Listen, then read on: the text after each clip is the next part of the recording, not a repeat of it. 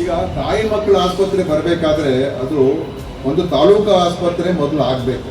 ತಾಯಿ ಮಕ್ಕಳ ಆಸ್ಪತ್ರೆ ಬರಬೇಕಾದ್ರೆ ಹೆಚ್ಚು ಹೆರಿಗೆಗಳಾಗ್ತಾ ಇದ್ರೆ ಅವಾಗ ತಾಯಿ ಮಕ್ಕಳ ಆಸ್ಪತ್ರೆ ಬರೋದು.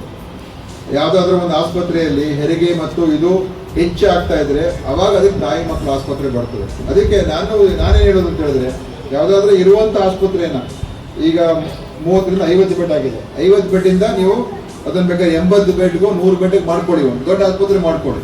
ದೊಡ್ಡ ಆಸ್ಪತ್ರೆ ಬಂದ ಮೇಲೆ ತಾಯಿ ಮಕ್ಕಳ ಆಸ್ಪತ್ರೆ ಬರೋದು. ಅದೇ ನೀವು ತಾಲೂಕು ಅಂತ ಮಾಡಿಸಿದ್ರೆ ಅವಾಗ ನೀವು ತಾಲೂಕು ಆಸ್ಪತ್ರೆ ಕೊಡೋಣ.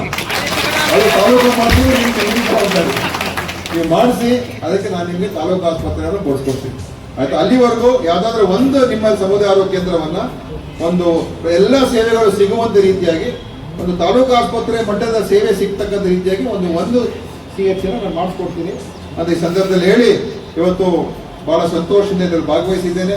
ಎಲ್ಲರೂ ಕೂಡ ಒಳ್ಳೇದಾಗಲಿ. ಇವತ್ತು ಕುರ್ಚಿಗೆ ಮತ್ತೊಮ್ಮೆ ಬಂದು ಇನ್ಯಾವುದಾದ್ರೂ ಕೆಲಸ ಕಾರ್ಯಗಳಿದ್ದ ಖಂಡಿತವಾಗಿ ಮತ್ತೊಮ್ಮೆ ಬರ್ತೀನಿ ಅಂತ ಕೂಡ ಸಂದರ್ಭದಲ್ಲಿ ಹೇಳಿ ಎಲ್ಲರಿಗೂ ವಂದಿಸಿ ಮಾತನ್ನು ಮುಗಿಸ್ತೇನೆ. ಜೈ ಜೈ ಕರ್ನಾಟಕ. ಕೇಂದ್ರ ಹೊಸದಾಗಿ ನೂತನವಾಗಿ ತಾಯಿ ಮಕ್ಕಳ ಆಸ್ಪತ್ರೆಗೆ ಈಗಾಗಲೇ ಮನವಿಯನ್ನು ಕೊಡ್ತಾ ಇದ್ದಾರೆ. ಮನವಿ ಕೊಟ್ಟಿರ್ತಕ್ಕಂಥ ಜನಪ್ರಿಯ ಶಾಸಕರಿಗೆ ಧನ್ಯವಾದಗಳು. ಈಗ